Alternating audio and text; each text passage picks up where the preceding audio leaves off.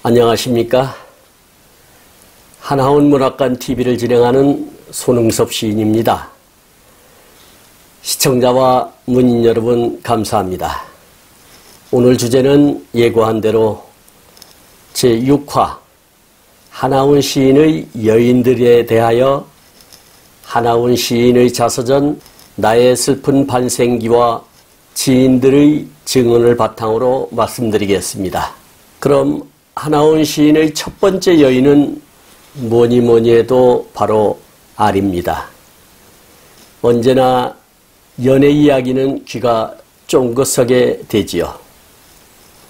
그의 자서전 나의 슬픈 반생기 24페이지의 기록을 보면 이러한 때 나는 어려서부터 사귀었던 너희 동생의 친구인 와이여고보 알이라는 소프라니스트를 알게 되었다라고 기록하고 있습니다.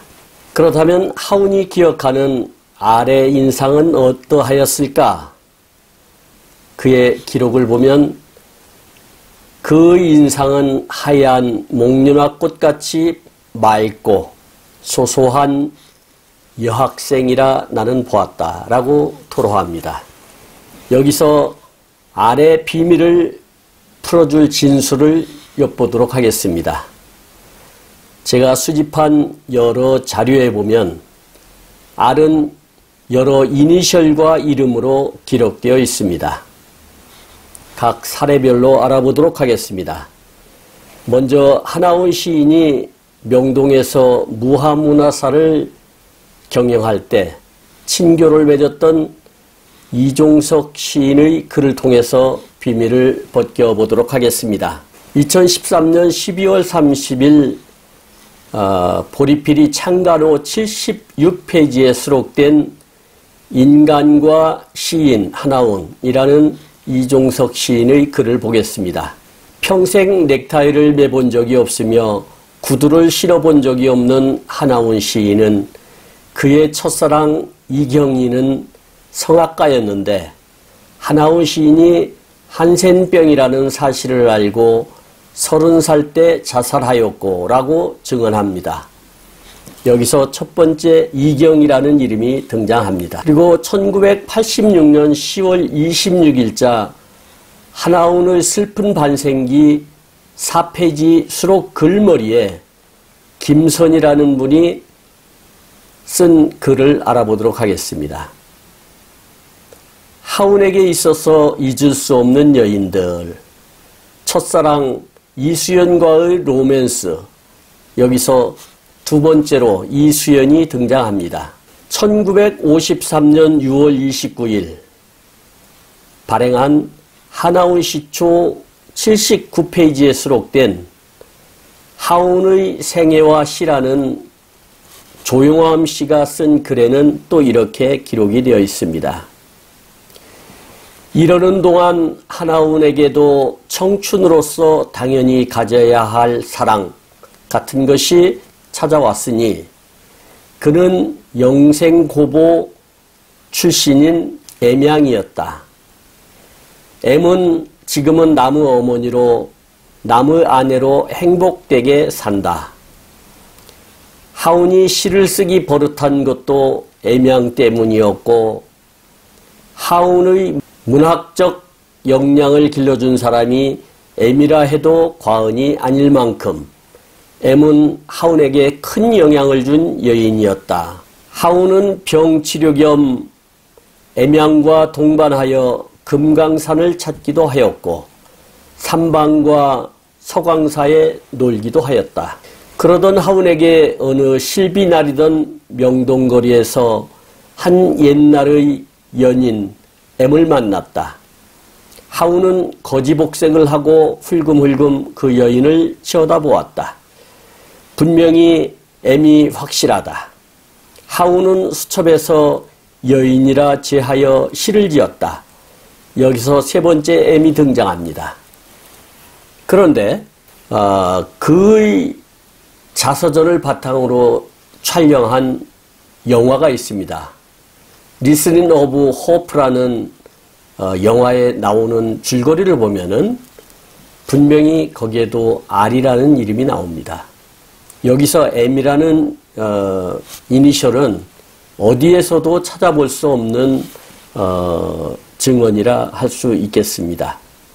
또 1985년 7월 10일자 발행인 인간 하나운 나는 죽어서 파랑새 대리에 수록된 하나운 시인이 직접 쓴 글에 보면은 나의 첫사랑 아리여, 첫사랑 아롱진 눈물이여, 첫사랑이자 마지막 사랑이 된 단 한 번의 사랑이여, 남과 같이 못 살아본 우리 사랑이여, 떠가는 구름처럼 서러운 우리의 첫사랑은 첫사랑이자 마지막 사랑이 되어버렸다. 이 슬픈 신화를 지금 회상한다는 것은 단장 찢어지는 괴로운 일이다. 지금부터 24년 전 사춘의 꽃이 마구 피는 중학교 4학년 때 다정다감한 나는 엉뚱한 일규를 일으키고 말았다. 예나 지금이나 잘 알려지지 않고 있는 2월 14일 산타 발렌타인데이에 평소부터 죽고 못 사는 아리란 여학생께 발렌타인 카드에 멋진 꽃그림을 수놓은 듯 그려놓고 나의 사랑의 시를 바이론이나 하이네에 못지않는 시라고 열을 내어 써놓았다. 알은 여고보에 다니는 누이 동생의 다시 없는 짝패였다. 그녀는 소프라니스트였다. 더욱이 내 마음을 붙잡는 그의 눈동자는 맑고 푸른 샘과 같고 그 눈이 움직일 때는 참으로 아름답구나 하는 감탄이 나오는 것이다. 알은 세레나데를 꿈처럼 불렀다. 당시 오케스트라의 소녀라는 미국 영화의 그 디아나 다빈처럼 노래를 잘 불렀다. 첫사랑이자 마지막 사랑이 되어버린 내 사랑을 이룩하는 날까지 그리움에 기다려 보렵니다. 여기서도 R이 재등장합니다. R이 분명한데 이수연이냐 아니면 이혜경이냐 아니면 이경이냐 이렇게 여러 가지로 불려지고 있는데 그의 진실은 이종석 시인은 이혜경이라고 다른 저서에서도 기록을 하고 있습니다. 그렇다면 두 번째로 만난 하운의 여인은 누구일까? 궁금하시죠? 그는 중국 북경대학 유학 시절이었습니다. 그의 자서전에 있는 글을 읽어보도록 하겠습니다. 하숙을 소주 호동에서 화평문의 후손공원에 옮겼을 때 북경대학의 학원의 어느 호동, 여기서 호동이라는 것은 골목을 뜻합니다. 어느 호동에서 나는 제2세의 여성을 알게 되었다. 나이는 20살 남짓하다. 멋들어진 중국 옷 차림한 그는 S라고 부르며 협화의과대학은 미국 록펠러 재단에서 운영하는 대학입니다. 협화의과대학에 다니는 학생이었다. 그는 내 하숙에 자주 놀러왔으며 조국을 모르는 동포로서의 서름을 나한테 하소연하는 것이었다. 조국이라는 피가 불러서 맺어주는 S와의 사랑은 알을 망각해지는 화원으로 아베크하는 것이었다. 앵도같이 불타오르는 S의 입술은 나의 관능을 태워버리는 것이었다. S가 끄는 사랑의 길은 동요 속 용궁세계를 방황하는 영화의 땅 북경의 미로의 비밀 속에 소수처럼 흘러가고 만수산 공명호 위에 구름같이 걸친 17공교를 S와 건너는 것은 마치 무지개를 타고 사랑의 천국으로 등선하는 것 같은 황홀경에 잠기는 것 같았다. S는 나에게 고향으로 가지 말고 자기하고 북경 땅에서 살자는 것이었다. 그리하는 것만이 자기를 행복하게 하는 것이라고 나의 품에 다가드는 것이었다. R은 불타는 사랑의 편지를 때때로 보내주는 것이었다. 나는 R과 S가 주는 성격적으로 차이가 있는 두 여성이 속삭이는 사랑의 이모저모를 비교해보는 것이다. 그 반투명의 아름다운 두 가지 빛깔의 하나는 열대성 식물의 꽃빛깔같이 정열적이며 또 하나의 빛깔은 북극의 백야의 꿈같은 오로라 빛깔의 무늬같이 명상적인 것이었다. 내 마음에 콘트라스트로 품어 들어오는 두 빛깔은 그러나 서러운 것이었다 라고 토로하고 있습니다. 그에게 새로운 사랑이 찾아왔을 때 또 운명의 여신은 서서히 접근하고 있었습니다. 그것이 바로 나병이 다시 도진 것입니다.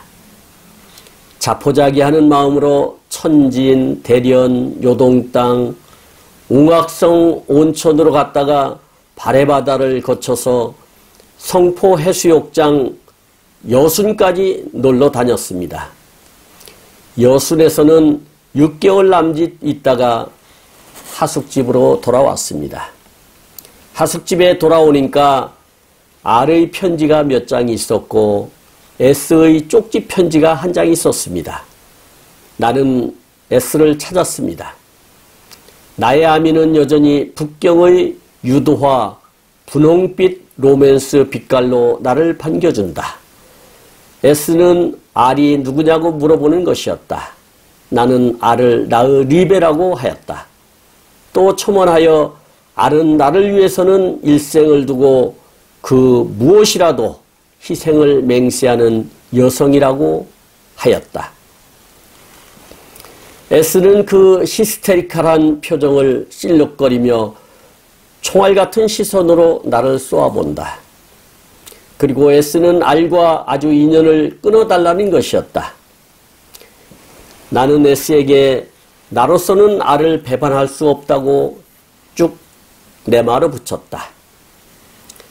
고국으로 돌아와야 할 나는 S가 붙잡는 안타까운 강요에 그대로 북경에 머물지 않을 수가 없었다. S가 육박하는 애욕과 R이 주는 한결같이 변함없는 구원의 사랑에 나는 두 애인을 놓고 저울질하는 것 같은 것이었다. 나는 흐리멍텅한 모성으로 두 여성을 점유하고 어색하는 세상에서 흔히 보는 남성들의 야욕과 흡사통하는 것이 있어 나 자신이 비열해져 가는 것을 느끼면서도 하는 수 없는 사랑의 불장난에 내 몸을 태워버리는 것이었다. R이나 S나 놓치기는 안타까운 여인들이라는 것에 나는 하는 수가 없었다. 세상에는 나의 경우에 처했을 때에 R과 S를 동시에 점유하는 수는 없을 것인가 하는 생각도 하곤 하였다. 또한 일부 일처제는 어떤 깍쟁이 사회주의 신봉자가 악을 쓴 것인가 하는 원망도 하여보곤 하였다. 나는 세상에 R과 S를 같이 입적시키고 같은 자리에서 하나의 부부 단위로서 결혼식을 올리고 같은 신방에서 첫날 밤을 한 자리에서 마치고 셋이 일생같이 살 수 없을 것인가 하는 엄청난 이상을 추궁하는 때도 있었다. 그러한 심정에서 대학원에 머물러 보는 우거를 하게 되었다. 하루는 나는 어디까지나 이지적인 S를 보고 내가 레프라 환자라는 것을 고백하였다. S는 레프라 하면서 고지듣지 않는다. S는 자기를 버리자는 구실이라고 하면서 믿어두지 않는다. 레프라를 확인한 S는 자기 청춘의 아름다운 로맨스가 덧없다는 것을 비탄하는 것이었다. S는 처음이자 마지막이라면서 키스의 세례를 나의 얼굴 구석구석에 뜨겁게 하는 것이었다. 참 보람있고 아름다운 사랑이었다고 하면서 끝이 없는 울음을 터뜨리고 통곡하는 것이었다. S는 나하고의 사랑은 후회하지도 않고 또 원망하지도 않는다는 것이었다. 다만 비극이 종말까지 순결하고 깨끗하게 사랑하였다는 데에 천지신명에게 대해서라도 부끄럽지 않게 만날 수 있다는 기쁨을 말하는 것이었다. 며칠 후 신문에 모 여대생이 시련 끝에 음독 자살이란 기사가 있었다. 그것은 S가 자살하였다는 보도였다. 나는 이 기사를 보고 무너지는 것 같은 슬픔이 왔다. 나는 그 S의 뒤를 따라 자살이라도 하려고 그냥 조양문 앞 북경역을 무작정 떠나 방황을 하다가 고향으로 와버렸다. 이렇게 해서 첫 번째 S가 등장을 합니다. 2013년 12월 30일에 발행한 보리필이 창간호 76페이지에 수록된 인간과 시인 하나운, 이 또한 이종석 시인이 발표한 글입니다. 그 글에 의하면 하나운의 두 번째 애인은 북경협화의과대 최을령 씨는 한중 혼혈녀로 당시 22에서 23세로 기억된다라고 말하고 있습니다. 그런데 저는 하나운이 분명히 이니셜을 S로 쓰고 있기 때문에 최을령은 맞지 않다고 판단합니다. 여기서 최을령이란 실명이 등장합니다.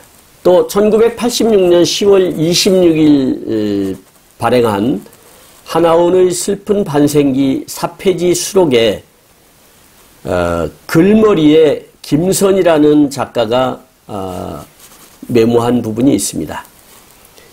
하운에게 있어서 잊을 수 없는 여인들 해서 기록하기를 단 하룻밤을 지낸 후 자살해버린 성미리와의 비련, 이니셜로 볼 때 성미리가 맞지 않나 이렇게 생각이 됩니다.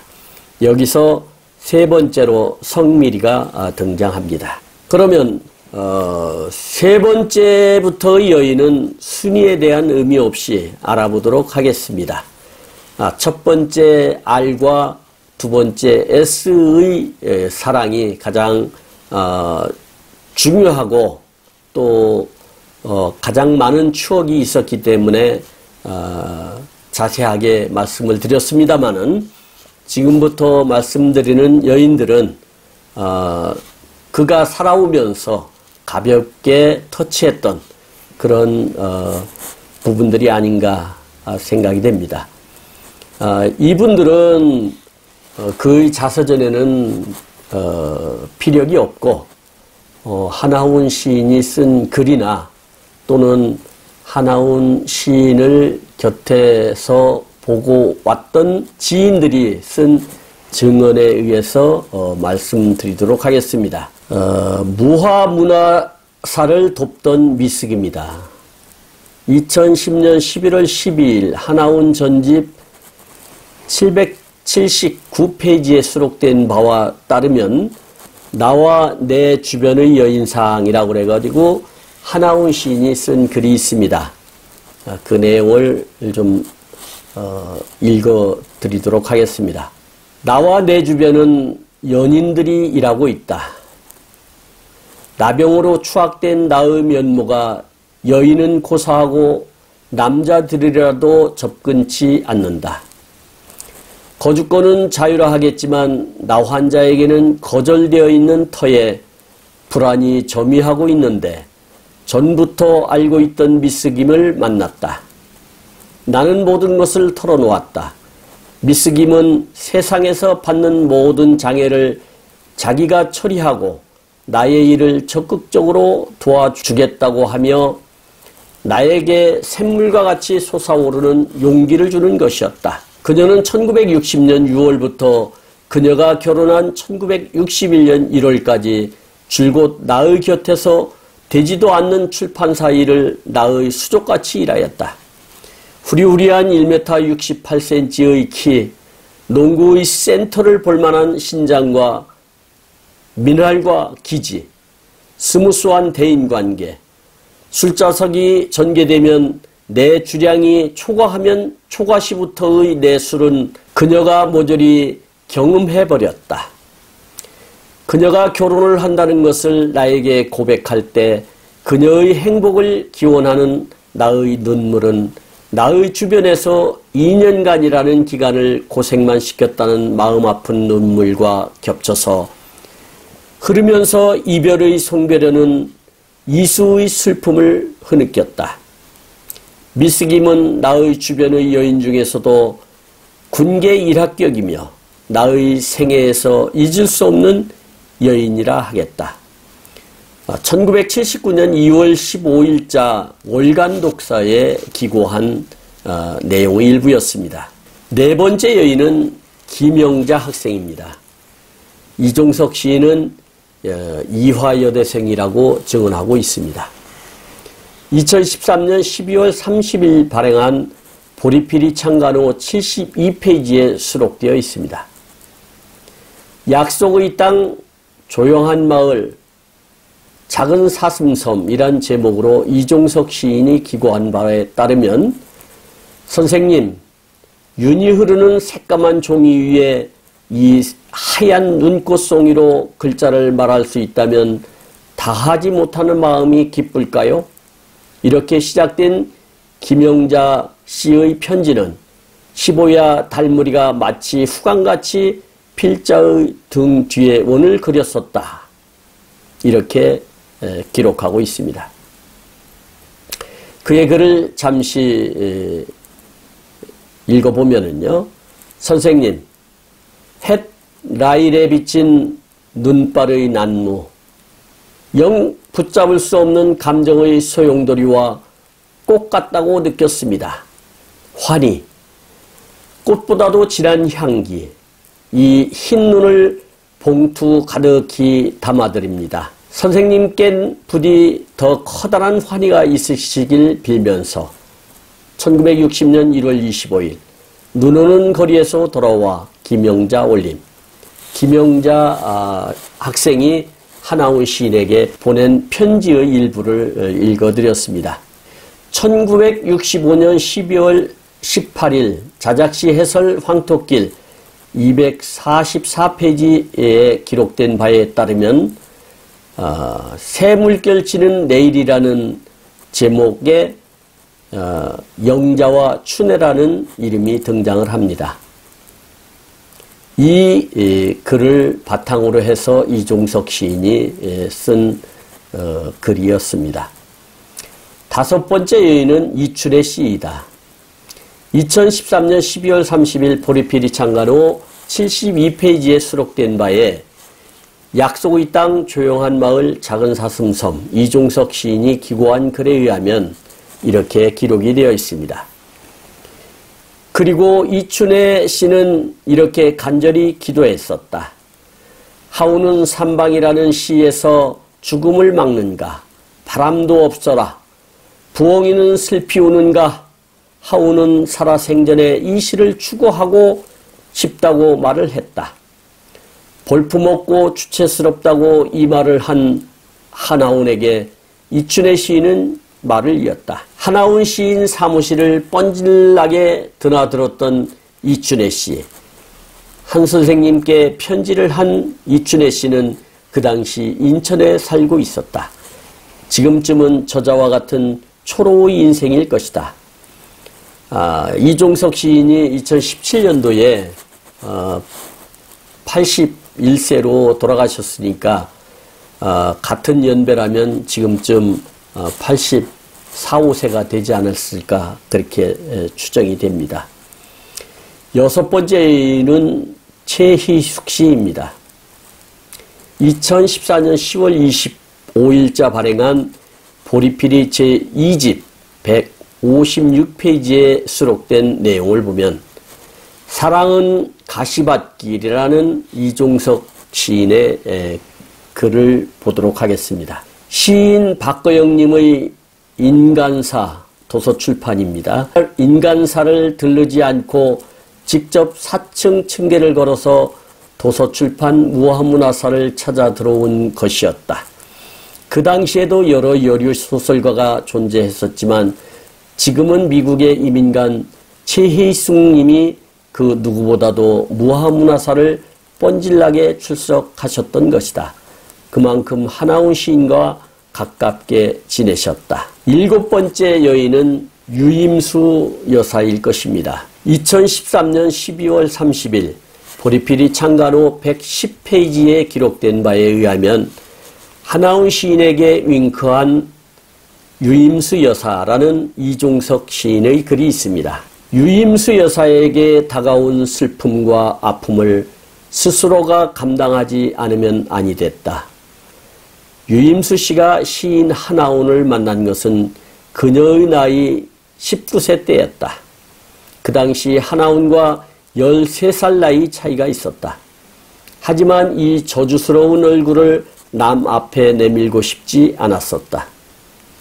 한센인촌 수원 세류천에서 1958년도에 장영복 씨의 소개로 중매는 성공적으로 이루어졌었다. 그곳에서 유임수는 하나훈과 동거를 했었던 것이다. 그러니까 한센인촌에서 같이 살면서 숨겨진 아내였었다.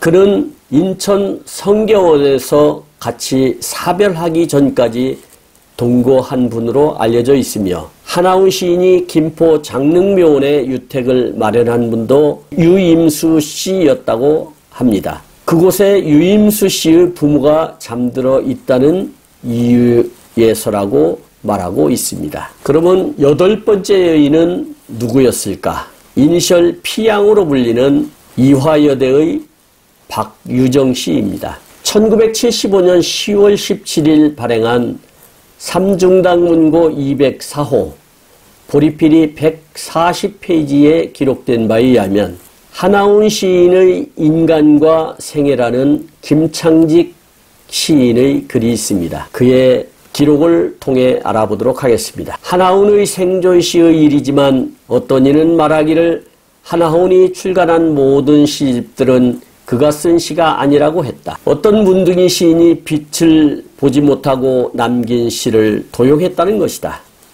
그때 나는 낭설임을 믿지 말라고 우겨댔다. 내가 자신있게 부인할 수 있었던 동기의 한 증거를 들어 말할까 한다. 보리필이 시집 속에는 리라꽃 던지고라는 시가 있다. 이 속에 나오는 P양은 당시 2대 재학생이었다. P양, 몇 차례나 뜨거운 편지 받았습니다. 어쩔 줄 모르는 충격에 애로워지기만 합니다. 이렇게 시작되는 시의 주인공인 P양은 초대 국회의원을 지낸 P씨의 여동생 SJ로 기억된다. 하나훈에게는 여대생으로부터 붙여오는 사진과 여러 통의 편지가 소중히 간직되어 있음을 나는 분명히 목격했었다. 그리고 P양에 띄우는 구롤 대신 마음의 충격을 시로써 읊을 도리밖에 없었던 그의 진한 사랑의 농도를 내게는 일화처럼 들려주었었다. 김창직 씨는 본래 선생님이었었어요. 그런데 인천 성계원에 가까이 살면서 어느 날 성계원을 방문하게 되면서부터 인연이 시작된 분입니다. 1986년 10월 26일자 발행한 하나훈의 슬픈 반생기 4페이지 수록 글머리에 김선 작가가 쓴 글을 보도록 하겠습니다. 하훈에게 있어서 잊을 수 없는 여인들 편에 보면은 리라꽃 던지고의 주인공 박유정 이렇게 이화여대 박유정이라고 기록을 남기고 있습니다. 그래서 PSJ라는 게 박유정이라고 해석이 됩니다. 이니셜로 봐서는 이 또한 사실은 다르게 보입니다. 박유정이라고 하면은 YJP, PYJ라고 돼야 옳습니다만은 여기서는 PSJ로 기억된다 이렇게 쓴 김창직 씨의 기억이 맞는 것인지 아니면 김선의 주장이 맞는 것인지 다시 한번 고증을 통해서 확인을 해야 될 숙제로 남습니다. 그러면 9번째 여인은 누구일까? 9번째 여인은 이영자 양입니다. 이영자 양은 성신여고 학생이었습니다. 1957년 7월 15일자 발행한 한하운 시 전집 수록 한하운의 시와 인간이라는 이영자의 글이 실려져 있습니다. 한하운의 이영자의 글은 그 모교인 성신여고의 학예지 청란이라는 학예지에도 실려져 있는 것을 제가 입수하여 가지고 있습니다. 이렇게 한하운 시인의 여인들에 대해서 알아보았습니다. 지금까지 시청해 주신 시청자와 문인 여러분 감사합니다. 제가 한하운 문학관 TV를 방송하는 이유는 고난과 역경을 딛고 문학의 꽃을 피우신 한하운 시인을 널리 알리기 위함입니다. 여러분의 주변이나 한하운 시인에 관심이 있으신 분께서는 다음 카페에서 한하운 문학관을 검색하시어 가입하시면 함께 하실 수 있으며 유튜브에서 한하운 문학관 TV를 검색하시면 시청하실 수 있습니다. 오늘도 함께 해주셔서 대단히 감사합니다. 다음 주제는 제7화 한하운 시 해설을 본격적으로 시작하도록 하겠습니다. 그의 자작시 해설집 황토끼를 바탕으로 하도록 하겠습니다. 감사합니다. 건강하십시오. 진행의 손흥섭이었습니다.